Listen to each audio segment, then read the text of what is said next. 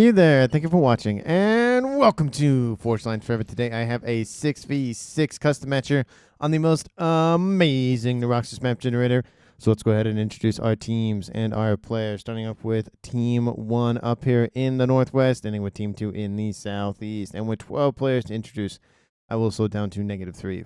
We have enough time for early introductions and gameplay. Starting up with Team 1's easternmost player and the man responsible for the colorization of the names on the scoreboard. It is Val Strax going first. Land. He is a Seraphim. He is in emerald green, and he is a 1500. To his west in Imperial Gray, it is Finisterre going first. Land as an Aeon. Probably didn't say his name right. He is a 1400, and he is in, as I said, Imperial Gray. In Ruby Red to his southeast, it is Mythologist going first line as a Cybran. He is a 1400.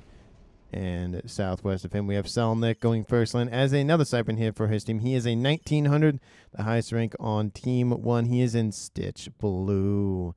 And in Rust here to the west is Amon Ra going first line as an Aeon. He is an 1800. And last but introduced on Team 1 in orange to color orange is a Cybran named Wuka going first land. He is a 1400 in orange to color orange. So for Team 1 side of the map, they have 2 Cybrans central and 1 in the rear guard, a UBF here to the west, and a Seraphim up here to the northeast with an Aeon in the northwest, which means Team 1 has access to all of the factions of the game with a triple major, in Cybran technology. Starting off with Team 2's southwesternmost player in Chevy Crimson, it is Pizzazz going first land as and second land as a Cybran. He is an 1800. To his northeast, we have P4 Elka. I think I'll call him Elk for short, going first land as a Cybran. He is a 1300 in Regal Purple. To his southeast, we have Burrow in the lie going first land as another Cybran here for his team. He is in Forest Green, the best color in all of Supreme Commanderdom, and he is a 1300. To his northeast, we have an Aeon player of Dr. Ann going first land. He is in Pac-Man Yellow, the man responsible for the colorizations of his team's names on the scoreboard. And like I said, he is a 1300.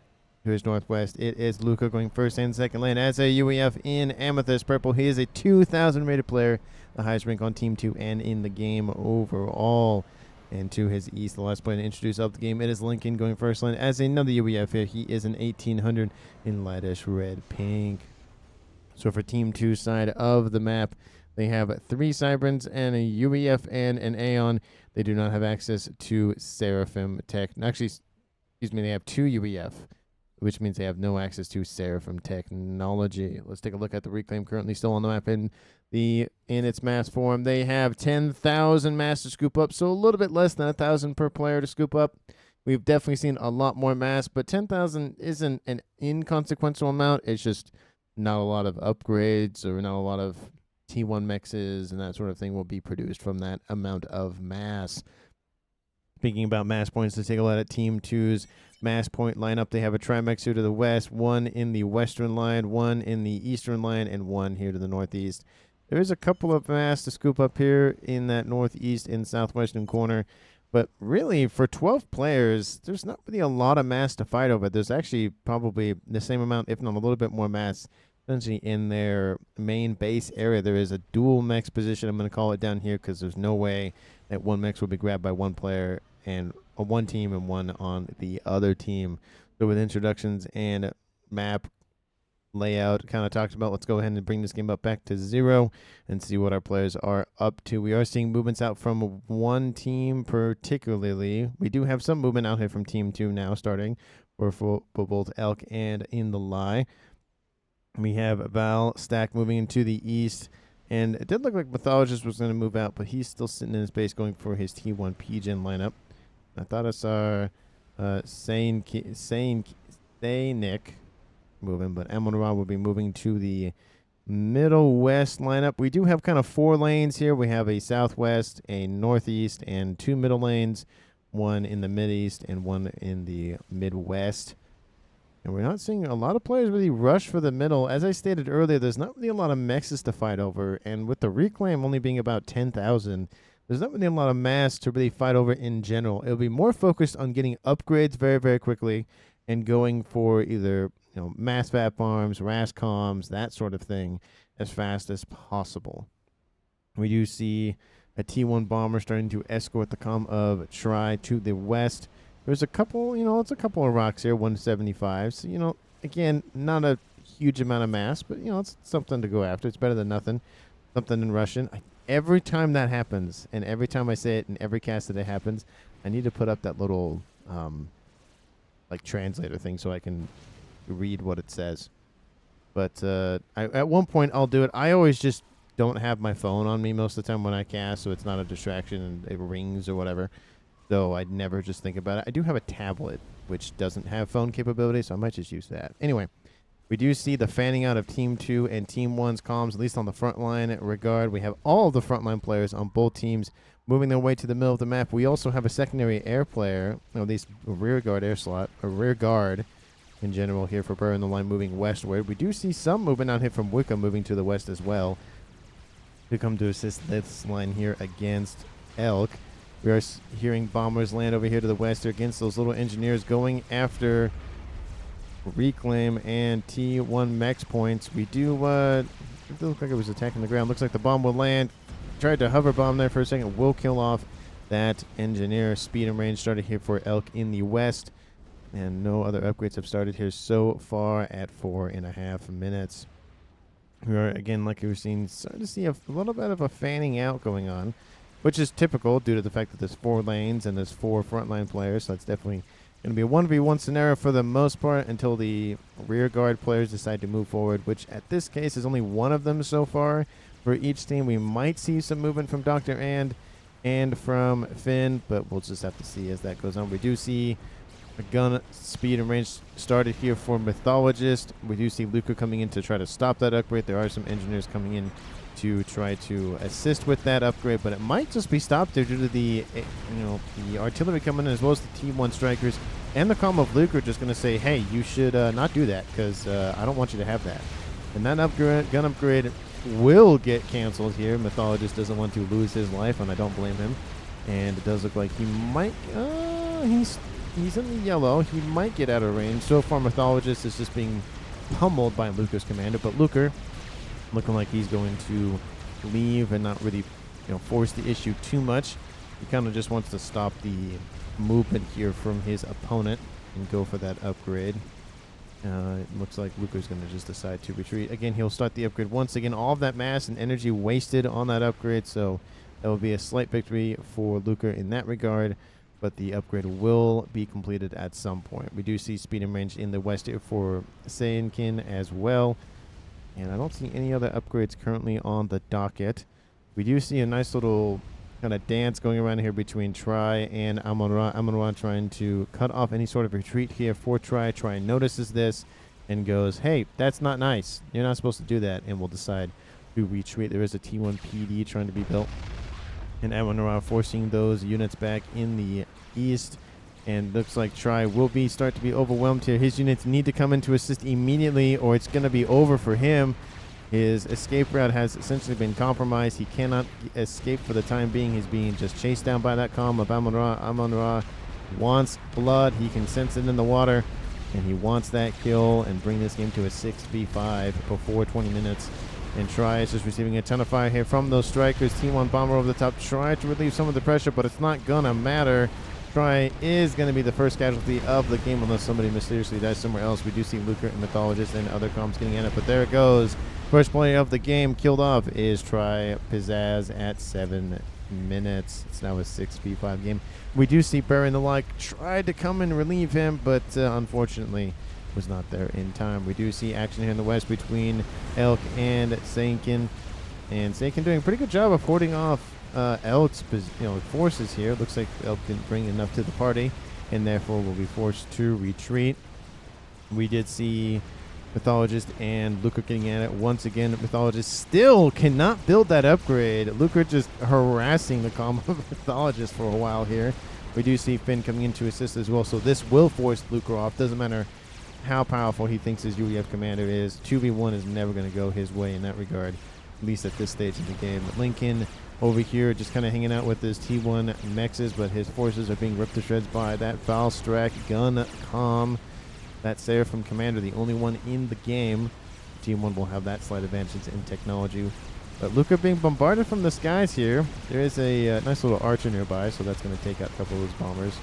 And the rest of the forces here for Mythologists will be dealt with in time. We do see more reinforcements arriving here for Elk in the Midwest position, but Saintkin does have gun on board, and Elk does as well, so it's two Cybran gun comms just throwing fire at one another. And in the West, we do see Team 1's Amon-Ra gaining a little bit more territory in the West due to the fact that Team 2 has lost a player. And we do see those forces for Amon-Ra just forcing the issue constantly here. Burr just doesn't want to engage and will be forced to retreat still. Looks like he's just going to retreat straight back behind this position for Luker. I'm kind of surprised. I was going to say, I'm kind of surprised that Burr on the Y doesn't get this, but he does. That'll give him a decent amount of forces and build power to be able to force back Team 1 on this western side. But for the time being, he's definitely in a defensive mode, not necessarily in the attack mode. We do see gun speed and range started for the third time in the game for Mythologist. Let's see if this is the time that he can finish it. We do see PD being built to defend, and I think at this point it might just finish off, especially with Finn coming to act as a meat shield. T2 on the way here for Luker, trying to again go for that UEF turtle that UEFs are known for. And it's just the triads, the shields, the artillery, all that definitely is they're the best at being tanky, even though I think the best tank in the game is it depends on which tier of tank. I think T2 definitely the Obsidian, and T3 definitely the Otham, just for, well, I mean, it's an Otham and brick, but the brick isn't really cool to tank. But anyway, I think T1 units are pretty much all the same. I do love this fact that Luker splits his engineering. He built another or starts to build one, so his engineers can come and assist him and do that, so that he can immediately just start the other one. Maybe he just wanted to have one kind of as a decoy and the other one as an actual finished off product. But that Mythologist comm will be, hey, no, stop that. No triad for you, stop it. And it does look like he's just going to assist it. Mythologist is going to kill this off, unfortunately, and with Finn nearby, I don't know if this is really going to work out here for Team 2's Luker. I get where he was coming at, trying to build more PD at once, but just don't see the damage coming on here for Luker. That triad will be killed off. There it is. Eventually will be killed off. He'll build a triad further back, and T1 artillery is just going to be receiving the fire from that comm. Mythologist now at 1 star. Actually, excuse me, at 2 star veteran, but Control K in the east. There's no wreckage nearby. There's no all of his units are back here. Lenkin in the east is severely wounded. Maybe he'll say something in chat about it. Yeah, I don't know. I might have to go back and watch that, just see what happened. Well, I might include that at the end of the video just to see exactly what happened there, because he's pretty weak. I don't know if Team 1's Valstrak just was upset and left. I don't really know what happened with that, but Team 1 will lose a player in the game. It's now a 5v5 tied up game once again. Yeah, but looks like, yeah, Valstrak was definitely annoyed at something. I don't know what really happened with that. I don't see anything that really would have killed him. They have a couple of Mongees, but they're back here. And these are just, yeah, Team 1 units. Low HP, says about Lincoln. Yeah, obviously that's definitely going to be pointed out. T1 bombers are actually on their way to try to kill off the comm, but the comm's at 1 star veterancy and 2,500 hit points. Bombers will land, try to hit him. It will miss, unfortunately, and there is some AA to deal with those bombers. So I will investigate later on at the end of the cast. You'll see a little cut to that and see what happened there. Anyway, to the west, we have a Luker going for his gun upgrade. That will finish off, and now with a T2 engineering suite and gun, Luker's receiving a ton of firepower here from these Mantis, but they're trying to hold him back for going after the comm of Mythologist. Team 1 Strikers trying to come in and assist and dealing with the rest of those Mantis so that Luker can force himself down Mythologist's throat. And that sounded very, very interesting the way I phrased that. Apologies for our EG listeners. We do see Mythologist forcing his way back where he's trying to stay alive. There's a lot of Team 1 strikers trying to surround him, trying to body block him and prevent him from moving. We do see Luca coming into range once again. Mythologist's comm is at 6,000 HP and falling, almost at 5,000. We do see Luca at 9, so even if the comm was close enough for explosion, which I think it still is, Mythologist will not be able to murder-suicide Luca. And Luca actually not even just going to continue the issue, just going to actually just retreat. There's a couple of hoplites online. It wasn't going to do a ton of damage. But we do see T2 on the way here for Finn. Luca being, again, very, very aggressive here in this mid-east lane. He's holding 2 commanders, essentially, at bay with just his 1. He doesn't really have any other support besides some spam. So Team 1 definitely going to be in the driver's seat for at least a little bit here on that mid-east lane, especially in the driver's seat in the western lane with Amon-Ra completely controlling the southwestern corner of the map. And if this map had more mexes, it would be a huge amount of value, but there's not really a lot of mexes in general, which makes it even more valuable because that means that Team 2 is denied mexes that they otherwise should have. We do see in the east a bunch of build-up here of T1 units. A couple of T2. This Mongi starting to appear here. But yeah, I still don't know what happened with Valstrak. It's very weird. We do see the Mythologist's hoplites being attacked at range by those triads. And they have to retreat. Luker, actually, I don't know if the overcharge was meant for Luca's commander or not, but a couple of those mech marines were killed off. They were just standing there hanging out. They weren't doing anything. We do see in the west, we see Sankin versus Elk, all the forces not even near each other. And it's a lot of T2 here for Sankin. That will definitely force back the T1 army here for Elk. And we do see Elk trying to hold us up, but he needs to retreat immediately. He can't stop. Those rhinos are in range, and he's going to receive a ton of firepower to the face. Definitely not good for your health. He has Stealth also on board, which doesn't help in a vision scenario. And there goes Elk's HP. It's going to drop, and he is also going to die here before 20 minutes. And there, oh, nope, oh. Is he going to die? Oh, he's going to die. It's just not going as fast as I thought he was. And there he goes. One more shot. Gets a rank adventure at the last second, but it doesn't matter. The explosion will kill everything off but a T2 Rhino. And it's now a 4v5 in favor of Team 1 once again. Let's see who will inherit. Probably Luca will inherit. Looks like Luca actually grabbed, we got this back from Burr and the Lie. So now Luca has 3 bases here on the front line. He is the man just microing all of this. He's decided to be very defensive here. Not really a lot of PD, but just building up some TMD. Looks like he's upgrading to T3 as we speak. And it's all Cybrans, so it's really easy to micro that. It's not Cybran, Aeon, and UBF, so it's definitely easier to micro in that regard.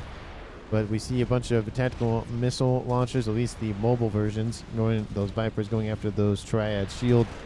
Actually, it's a mobile shield being used as a defensive measure. The Buzzkill isn't the best TMD in the game. Definitely, the Volcano is the best, and it's just I prefer the Zapper or the Seraphim one. I don't remember what it's called because Seraphim always have mostly weird names.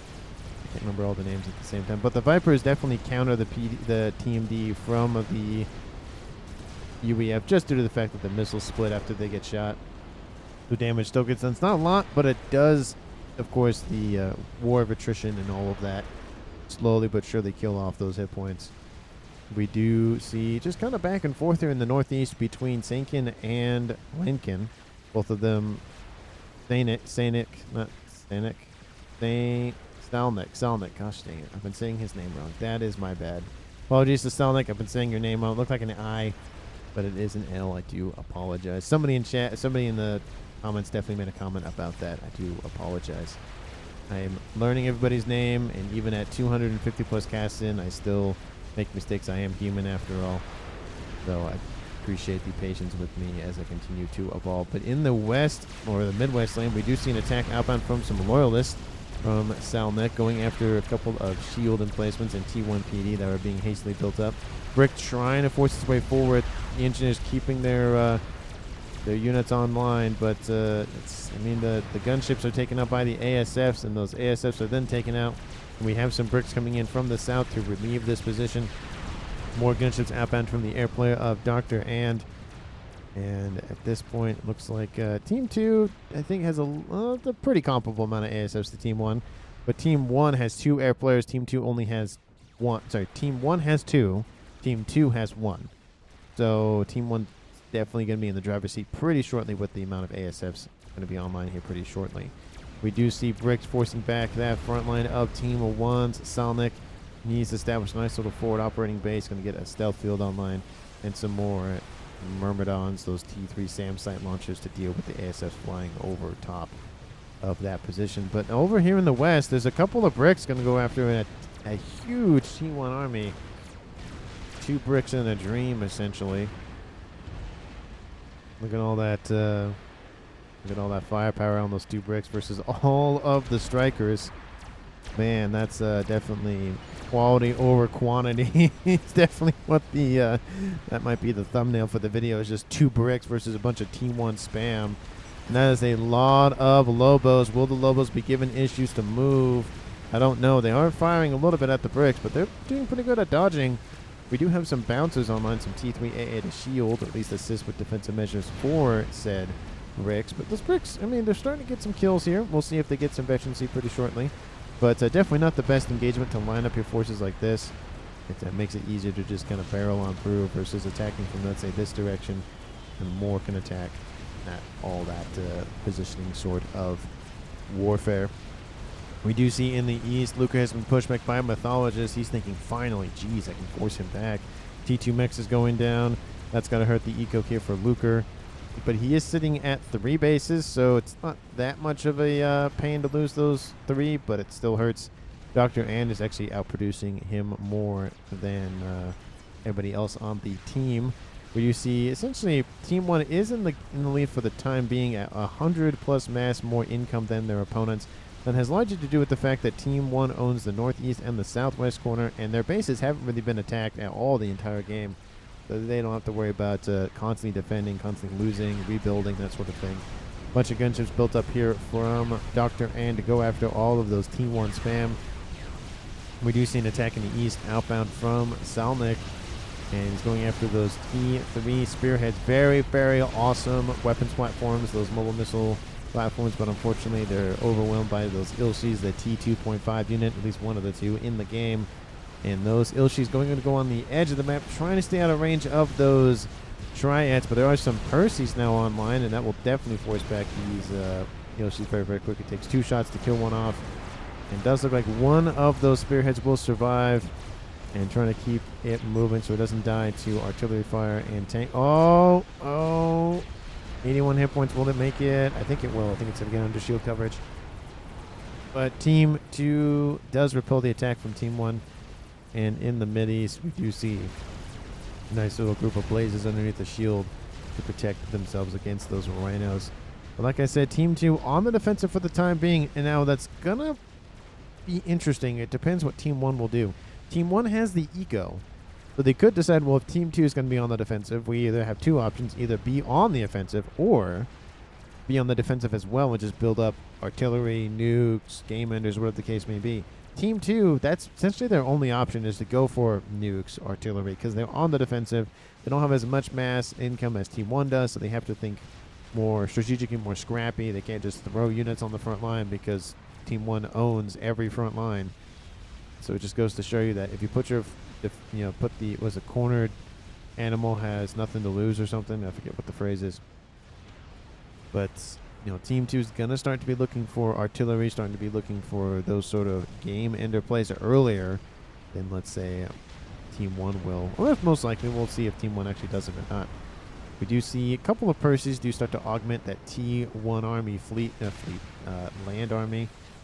But there are some bricks here, and they're forcing back a lot of that spam. Let's see, anybody at 1 star, 23 kills, 15 kills, 20 kills. That's taking a little bit of hits.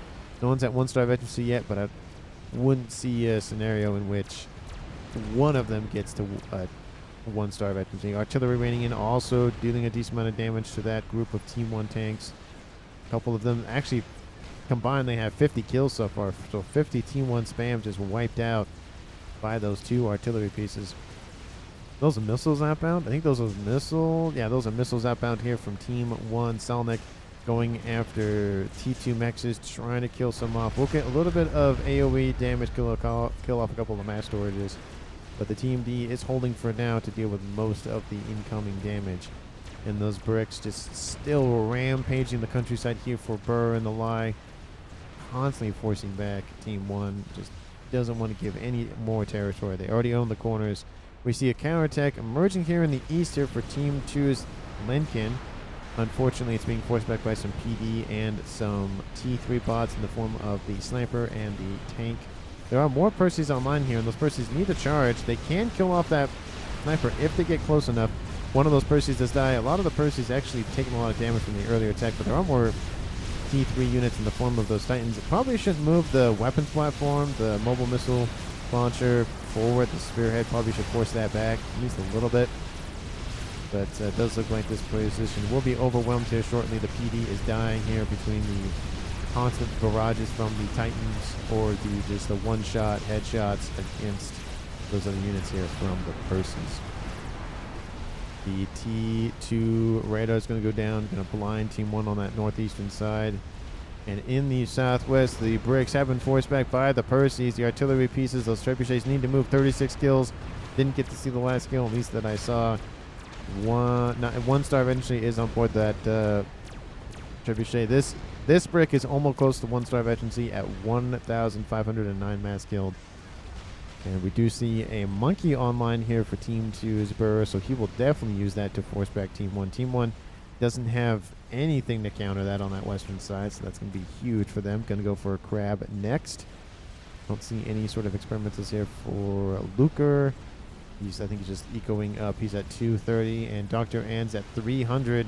But Team 1's at 1K mass income. 23 minutes on the clock. I think it's time to go over map control and all of that sort. Let's see, Team 1 at 1,200 and some for mass income. Team 2 slightly under 1,000. There it is, 1,000. So at least 200 more mass for Team 1 per second than Team 2.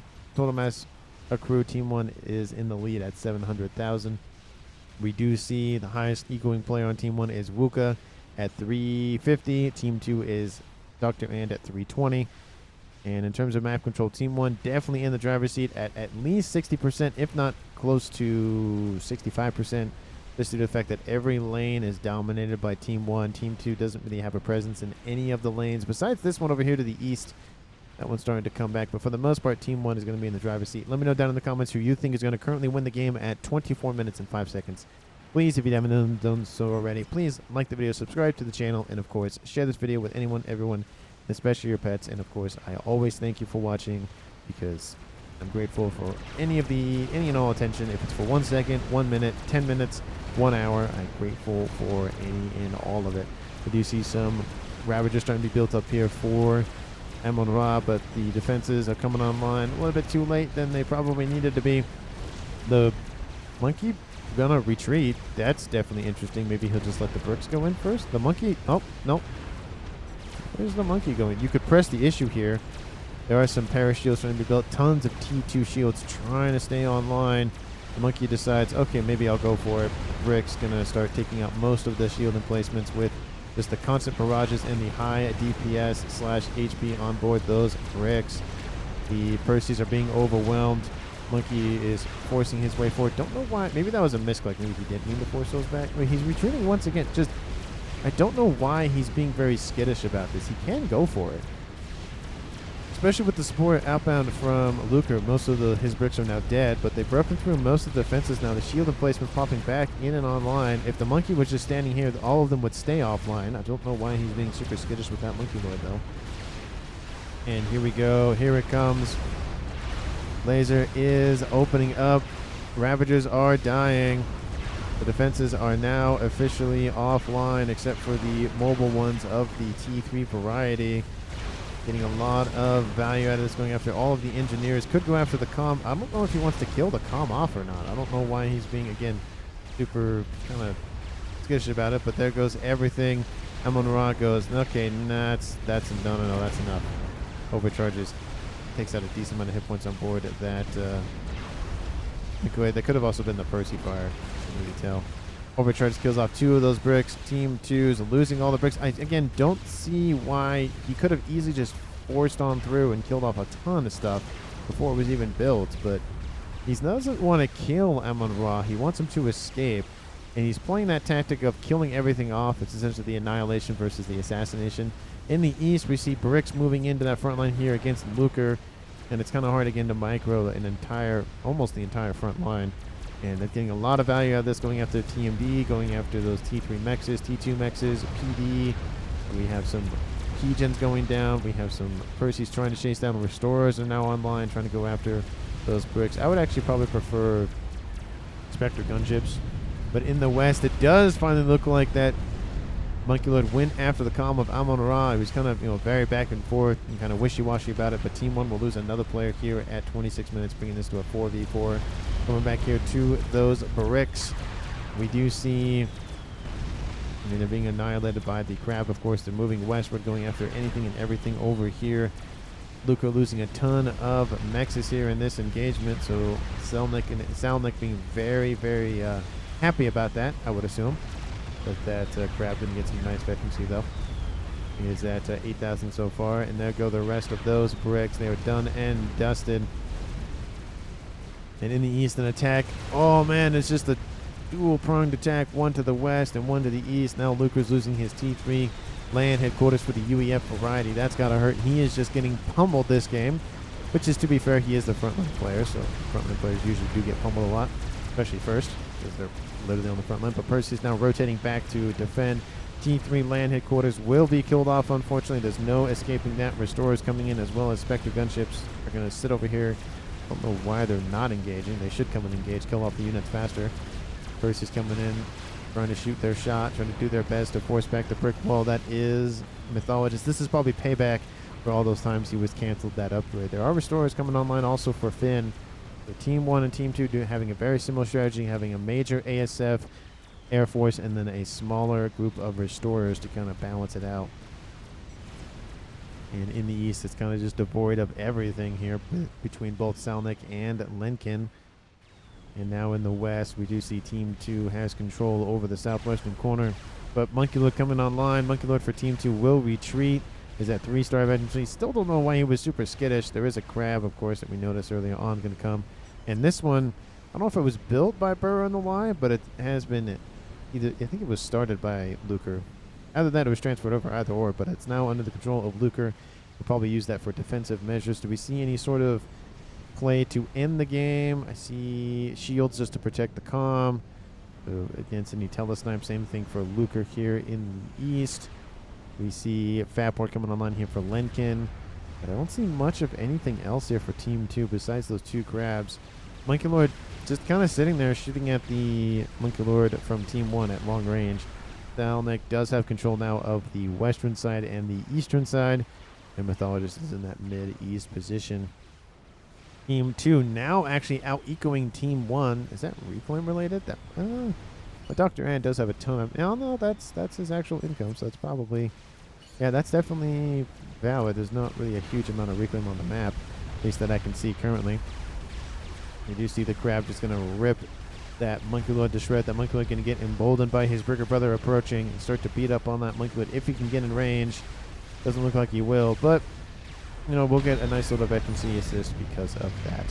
But okay, it was 90,000 mass on the field, so yeah, there's a decent amount of mass being scooped up here by Luker. That's probably Luker. That's there it goes. It's back down to 1.2. So yeah, that's definitely Luker. I wish there's a way to tell if that was mass generated or just reclaim related in the scoreboard, but that'd be another column and make it even wider. So I tried to actually get rid of a couple of the columns. I don't need the amount of units every player has at the score. I wish I could get rid of those. I tried to in the settings, but it wouldn't let me, or it just didn't actually work. Let me know down in the comments if there's a way to modify the scoreboard at all. We do see Restorers coming in, going after the rear position here for Burrow and the Lie. He's going to go for a Night Suse. I don't know why he's going for it here, but he is. Probably going after all of the T2 mass fabs. Going to kill off a ton of those surrounding those T3 mexes. But I don't know if that was realistically worth it. All the ASFs are dead here for Team 1's Finn and his Restorers as well. Team 1 doesn't have any sort of ASFs remaining as well. They have some, but I don't know why they just handed that over. A lot of T3 AA was spammed up here in response to that. A lot of mass was killed off, but besides that, I don't see why that attack was so, like, there's no experimental floating in the sky. There's none of that. We do see an emissary started here for Dr. Answer. He is going to go for that late stage artillery game. And Restore going to go in, going to get killed off by the ASFs. Just kind of hanging out. And the Crab moving into the west with the Monkey Lord support. Team 1 is pretty weak on this western side. Mythologist builds an experimental. It is most likely a monkey or a crab. I do not see it unless I'm completely blind. Oh, it is a crab. I am blind. That's what it is. And there's a newly built crab here for Salnik in the west. So Team 1 does have defenses in that regard. Looks like it's just going to be slow going here for Team 2. Kind of just, again, killing everything off in their path. Not letting anything be standing. And in the east, we do see Team 2's Lincoln taking over the northeastern territory once again. And we do see a chicken online here for Salnik. And the Restore is starting to run around the map here for Team 2 now that they're emboldened by the lack of ASFs for Team 1. I don't know why they just went after it. I don't know what they were realistically going for. Maybe it could have been a misclick or something, but there's nothing in chat. They might be talking in comms for the most part, which is why there's not really a lot of conversation. It's mainly just those scoreboard notifications. We do see a crab now coming in to intercept the comm of Salnik. One from Luker and one from Burr in the line with a Monkey Lord to support. There's only one crab on Team 1 side of the map, but it's actually going to come and flank the crab here from Team 2's Burr in the line. So this might be a huge engagement here for him. The crab will either turn around and go after the comm or go after the crab. And I feel like it's going to, I mean, it should turn around at this point. All the support behind the crab is being taken out. Tons of free damage here for that crab here from Team 1 Salnik, and you got a lot of value out of that. Those bricks are being annihilated by the crab of Luker, but essentially it's just a way to draw in Team 2's forces. It does look like the Megalith will turn around. The Monkey Lord might actually engage as well. The crab might actually retarget onto the Monkey Lord, it looks like, or it might try to draw its focus, but no, it's going to focus on the crab. This match will be on Team 1's doorstep, most definitely. Now the crabs will come in, not the crabs, the bricks will come in and sandwich Team 2's crabs. They were just out-positioned by Team 1. It's got to hurt. I mean, should have just turned around and fought and gone for it that way. The crab trying to continue to go after the crab here from Team 2's Luker. And now the Monkey Lord went around these little mountains here to avoid some shots from the crab. And now the crab not targeting the Monkey Lord. This might be enough time for Team 2 to kill off that one crab, but this Monkey Lord will die either to the bricks or to the crab. We'll get another rank in veterancy to stave off a couple of those shots from the bricks, but I think the Monkey Lord's time on this earth has passed. Oh no! It survived all the bricks, but it will not survive the Restorers, so yes, its time has passed, and this crab will now retreat.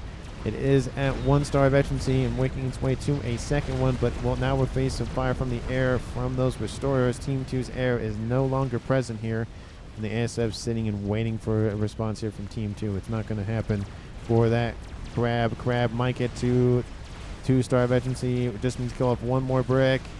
Will it get there? But there's now a Monkey Lord. It's going to retask onto that. Oh, there it goes. The crab has been defeated, but kills off most of those bricks and not engage anyways. So it's a net positive for Team 1 with all of that match from Team 2 on their doorstep. They're going to funnel that probably into other experimental projects or maybe even something else. Do they know of Team 2's artillery piece that's being built? I don't know, but we do see a crab once again assaulting Team 2 on this eastern side. There's a fat boy over here to the northeast for Lenkin, and the Restorer is just beating that crab up. This position here for Luker is completely demolished. It no longer exists, and the brick's going to try to come in and take out all these T3 mexes. There's 2 fat boys online as well as a couple of PD emplacements, both 1 and 3 variety. I mean, they are going to get a decent amount of damage done. Megalith is being left alone for the time being.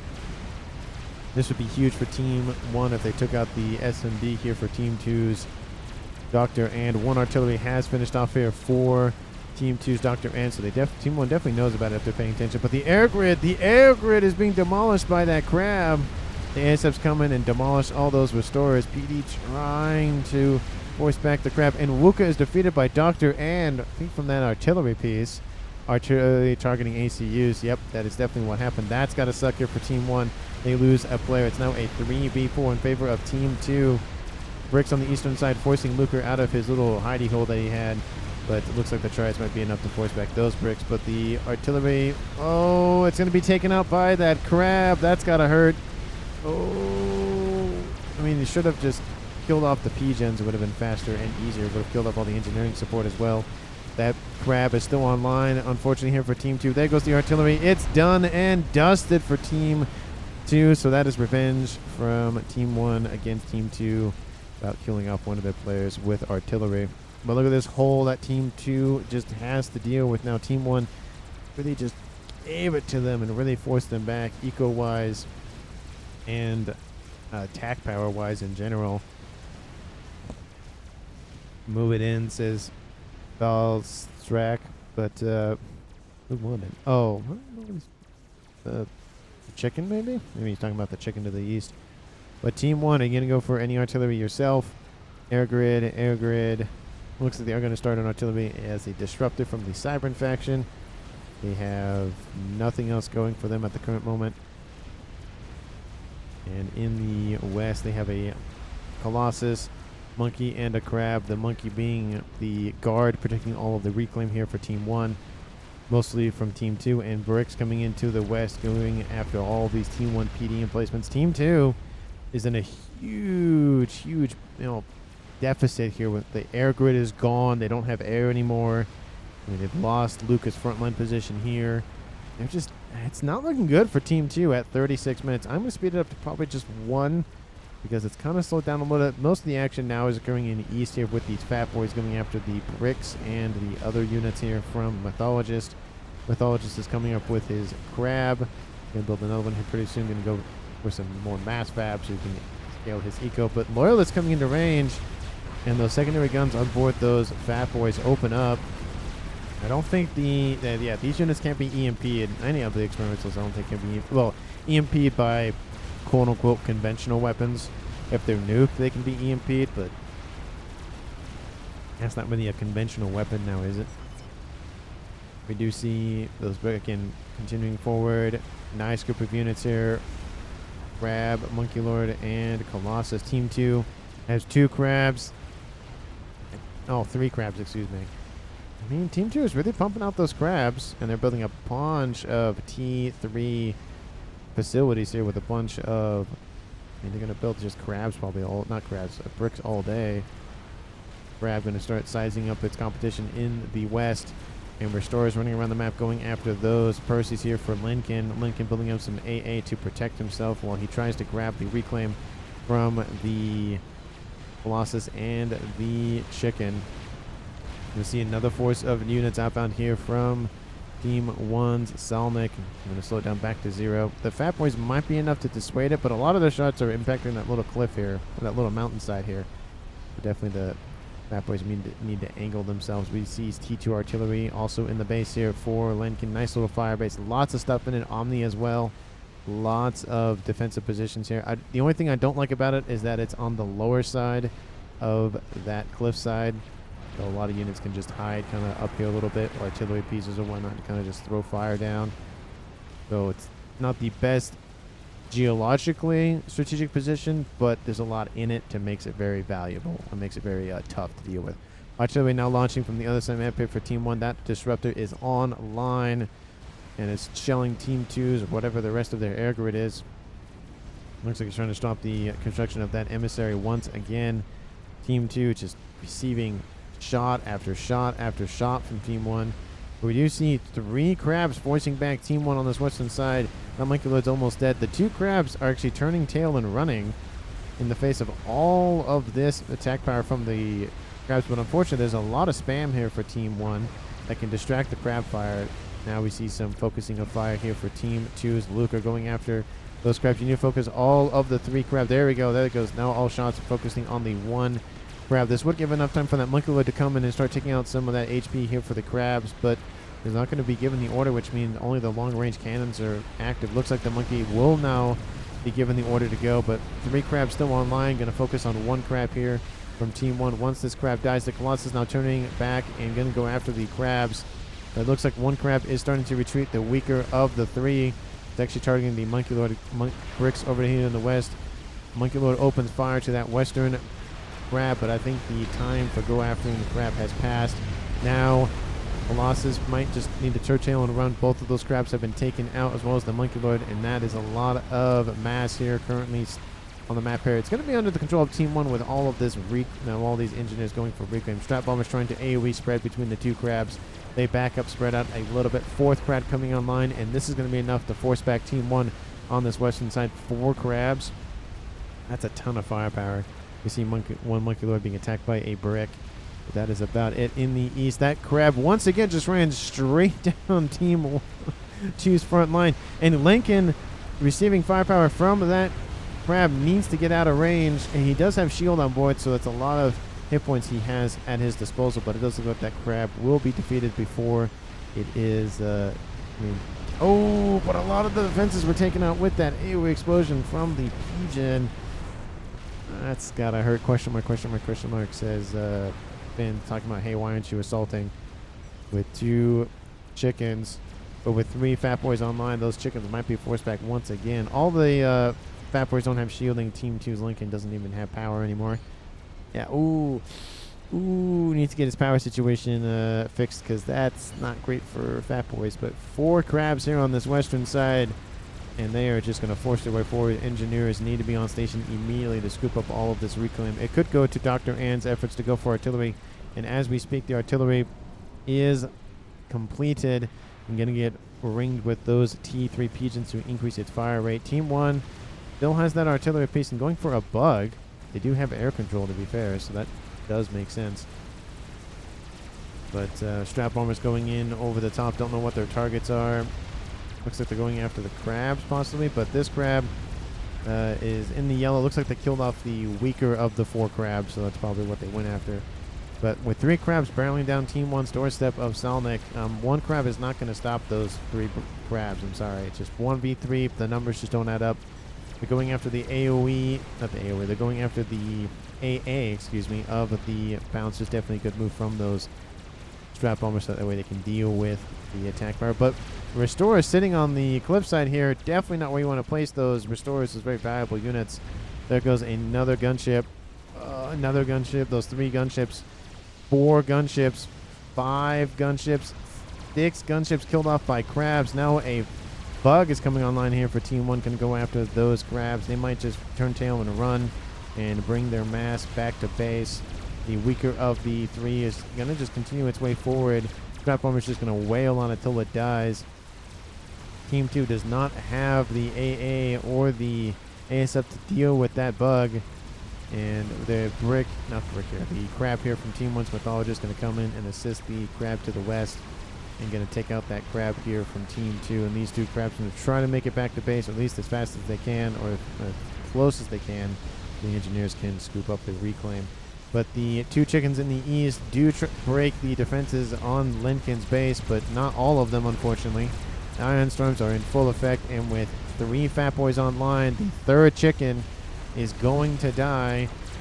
Team 1 needs to scoop up this reclaim while they have the chance. All those Fat Boys are going to do is just aerially, or just, AoE deny any sort of engineers that come online. But Ion Storm killed off 10,000 mass. Oh, killing off some more defenses. T3 Mechs. Who's the T3 Mechs? And there goes that Ion Storm. So Team 1, I mean, it took out some defenses, but it didn't take out the entire facility. That's definitely going to be annoying to deal with. Are those missiles? Oh, that's artillery. Where's that coming from? Oh, just a bunch of Gunthers. Oh, okay. There's some missile launchers coming online here. Launching missiles over here to the... Oh, those are T2 missiles. I wonder what he's going to use those missiles for. Missile is outbound. Maybe that's an artillery. That's artillery going after that one lonely little engineer. Crabs turn tail and try to make it back to base, and they did. And now they'll secure the reclaim. The crab comes in to try to shoot them in the back, but the crabs turn around and shoot that crab, so that definitely doesn't work out for Mythologist. Give me mass is something. It looks like he's building something else, most likely.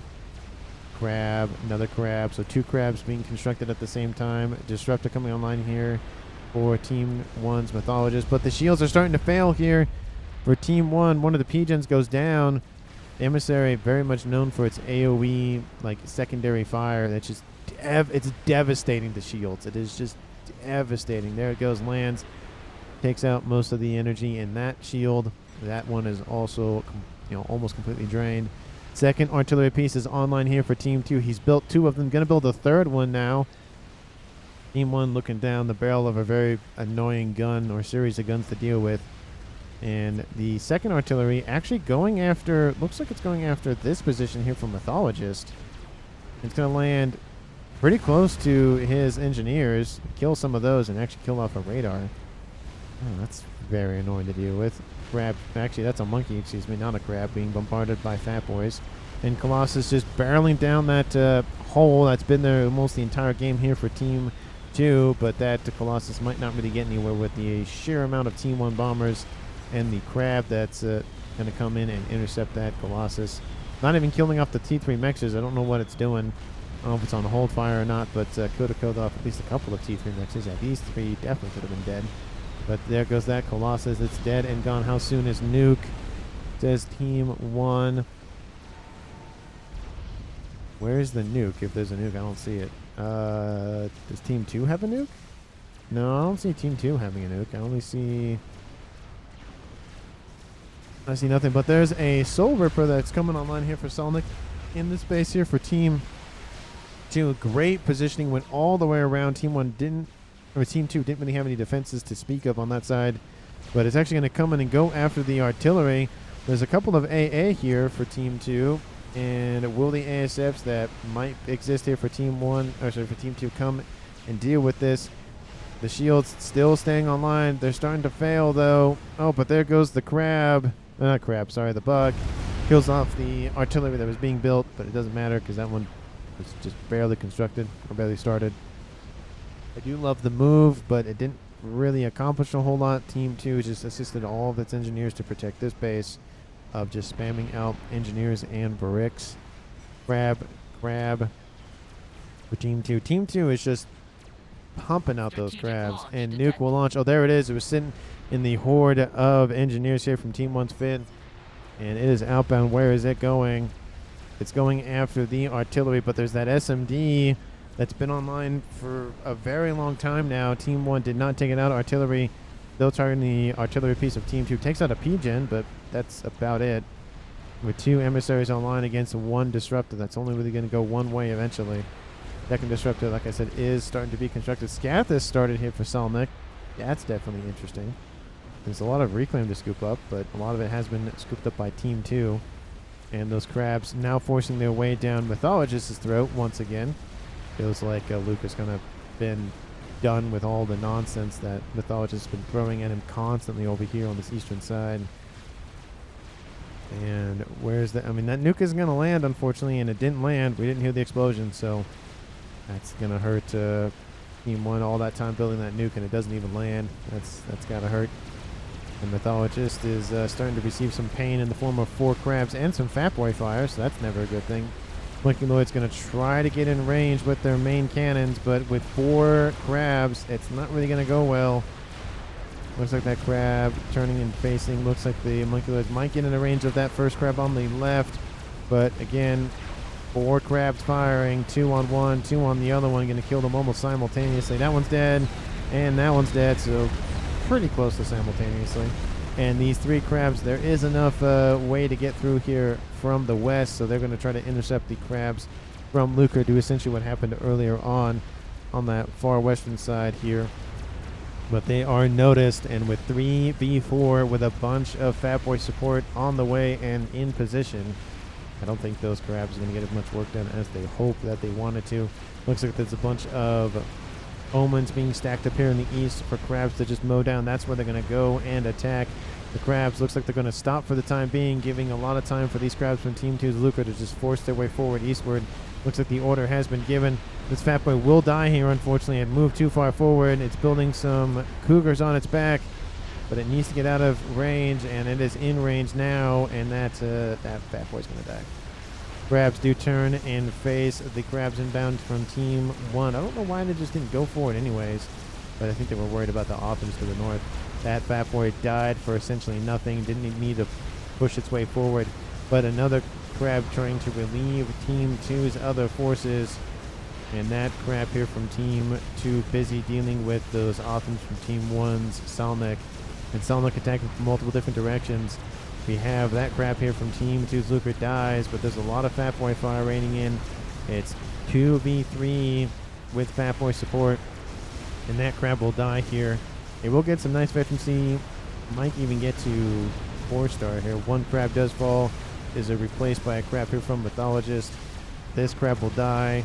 And I think it's just going to be a net positive for Team 1 in the long run because all that mass is essentially on their doorstep.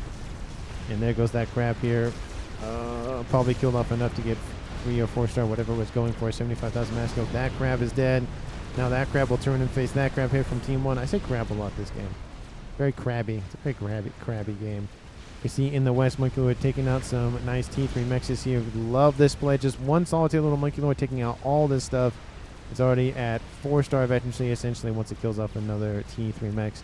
And Team 2, they have 2 artillery pieces, a bunch of shielding. Luke are coming in to assist as well. 3rd artillery piece is now online. How's that Scath is doing? It's in the yellow, isn't actually even being built. He's just spamming out crabs. And the shielding around the disruptor is down. And all it's going to take is one lonely little artillery piece. There it goes. Everything is down. Sonic takes some shots to the face. Needs to get out of range of that. T1 bombers as well, assisting some T3 broadswords coming in.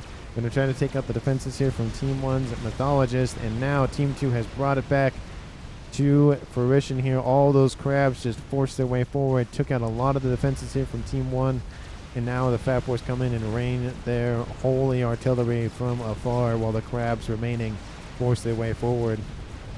Going for the AoE spread. The reclaiming on the hives doesn't matter because the mass fabricators blow up next to them. And now the pigeons are non-existent here for Team 1's Mythologist, which means he can no longer effectively... Well, he's getting some overflow from his teammates, but it's not as effective as it used to be for loading that laser on board. Doesn't have teleportation, might just go for laser and call it a day. Large group of restorers to the northeast could have engaged here from Finn, but they're not over here to deal with the crabs. Crabs coming into range of Mythologist as commander, but not gonna do it. Don't know what that's about. I mean, they're definitely in range of Mythologist's commander. Can they just not see him? Oh, they just... Oh, okay, they just can't see him. Okay, that's... I was going to say, why aren't you firing? You're definitely in range, kind of thing. All they do is got to move forward just slightly, and they'll see him. Oh, mass fabs! Oh, no! And just taking everything out the Mythologist owns. You know, all the resourcing options here for him. There come the restorers here from the east. One crab is down. The second crab will die very, very shortly here. But it looks like the Monkey Lord got all the way back here to Selnick's air grid. That's got to hurt. Took out all the mechs down. Well, not all of them, but some of them. He just kept on pushing, and killed everything else up here. All of the energy here for Selnick is not... I mean, he's negative now, but he's trying to balance it out. And up here to the northwest, the air grid is also gone here for Team 1, so they have no air what to speak of. They only have what they have built. And Chicken coming in to deal with all of this T3 AA here from Team 2. Fat Boy's in retreat in the face of that Chicken. I don't blame him for that regard. The crab will die. Mythologist will maybe finish off that laser. Colossus also is being constructed for defense. Now Team 1 is now lacking air, and with artillery bearing down their necks, we have 3 of them so far. Fourth of them has been started in the form of a salvation. Just build a Paragon at this point. Just build one. Why not? Scathis also right there. Might be built here pretty shortly because, again, why not? Scathis was not continued. And now with the crabs from the south, it looks like Team 1 is just trying to hold on for dear life. Corsairs come in. Will take out the shielding. And it looks like they won't kill off the...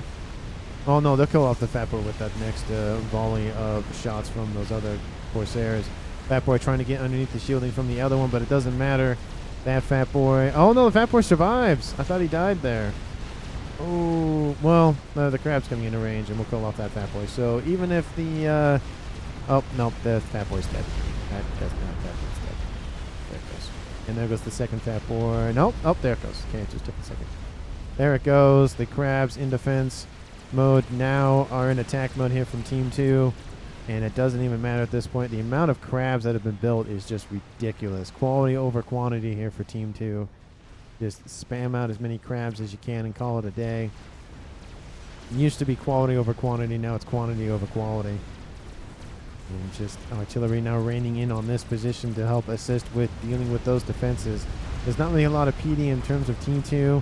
And there goes the Scathus that was being built, but that's no longer being built anymore. A lot of engineers surrounding a PG, and that's definitely not where you want to stand there, engineers. That's not where Calm wants to stand either, but it happens. Oh, there they all go. That's gotta hurt. Team 1 loses a lot of their western defenses. We have one crab coming in and a chicken as well. Badly destroyed there. It's almost dead. It's not even almost operational at this point with only 10,000 hit points. Restorers coming into the east, going to kill off all of this land army. And Mythologist does control case. He's like, I don't see the game going in my direction. And there will be a desync, but at this point, we can tell who wins the game. It's not a question of when it happens, but Team 1 also loses Finn as well in the northwest. He sees the writing on the wall. He will control K, and now it just leaves Solnik for surviving and trying to last as long as he can. Question mark, question mark, question mark in chat here from Burr and the Lie. Control K. There's something about why'd you do that. Oh, it doesn't want to be killed off by artillery is probably what it really was. But here comes the crabs here from Team 2's Luker. And it's not going to stop. P-Gen's going after being targeted here by that artillery fire. And Teleporter almost done here. He has laser. He might just teleport as his final act and go after whatever Team 2 has in the tank. At least try to take something out. Belnek looks like he's going to walk his way back at least a little bit. Not to be targeted by those artillery pieces. But there's 4 crabs barreling down on him. If he wants to teleport, now is the time. There it goes. Engineer's going to come and assist. Where is he going? He's going after Lenkin. And will he make it? Let's actually focus on Selnik to see if he does make it so I don't lose sight of him. Artillery is raining in constantly here from Team 2. And that Colossus is dead here. Another Colossus will die here pretty shortly. There he goes. He teleports away. Going after Lincoln's commander. But it doesn't even matter. He just gets annihilated by those Ravagers. And that is the win here for Team 2 at 54 minutes on the clock. Team 2's MVP. Ooh, I mean, it's... I don't know. I feel like the defensive measures that Luker had, I mean, he was constantly going back and forth on the east and on the west and on the middle over here. So I feel like Luker just pumping out those grabs. Also, there was a large assistance from Burr and the Light. He was essentially the eco player for the most part. Like all of the mass fabs, all of the engineers. I think that all the engineering stations, those hives. I think that's one of the reasons why why Team 2 did so well is that one player focused that so much that just he pumped out those crabs and then gifted them over to Luker, and then Luker microed everything in the front. So I don't know. I feel like Burr in the line might actually be the MVP. His assist for the game definitely just propelled Team 1 forward, Team 2 forward, giving them enough time to go after artillery. Lincoln did a great job here on the east. Don't know why he died, but of course I do know why. Valstrak control Cade. But we'll go check that out here pretty shortly. Thank you so much for watching. Please like and comment down below what your favorite moment of the video was. Hit that like button, subscribe to the channel. And of course, thank you so much for watching. And I will cut to what happened with Valstrak and Lincoln. I will see you all in the next one. So I've gotten back to the point where after Pizzazz dies, we see Valstrak has gun as well as Lincoln. Lincoln moving in here on the eastern side. His escape route is only around this eastern side. If he goes west, he'll encounter Valstrak's commander, and then his units are up here to the north. We do see Valstrak taking out everything in his path. There's a couple of PD being built for defensive measures here for Lincoln. Pings do go down saying, hey, there's a comm here. We do see Lincoln again going around that eastern side, going to reclaim a little bit of those Team 1 tanks. And so far, I don't see any huge issues about why something would have happened, why Valstrak control Cade, and why Lincoln was so badly beaten. We do see Lincoln going to start to, I think, charge the column of Valstrak. Looks like he's moving in, going to get those last bits of reclaim. And Triad's going to be built here for defense, of course, here from Lincoln. And Lincoln just going to continue to walk forward. Valstrak's at 12,650 hit points. Lincoln's at 12,000. And Valstrak just walks back. And now both comms are in attack range. Valstrak going to continue to walk backward. His units moving into the east, taking out everything over here. And then they're going to give orders to go northward. We do see Lincoln again still pushing the issue. Valstrak is in the yellow now. Lincoln overcharging him constantly. Same thing here from Valstrak. Lincoln goes, oh, that's a lot of forces. I need to retreat. So he starts to walk back. And I don't see... He's taking a lot of shots, He's now sub 6,000 hit points. He's not close to a rank in veterancy. All the units here from Lincoln come in and try to intercept all the units from Valstrak. Valstrak's still getting a lot of shots into Lincoln Commander.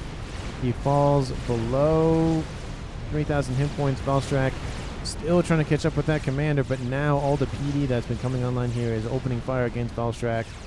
And oh, I see. So Valstrak tried to control K Lincoln, and it just didn't work. So that's why he died. He tried to get a murder-suicide, and it just didn't work out here. That's why Valstrak was annoyed. Again, there answers that question. Again, thank you so much for watching, and I will see all of you in the next one.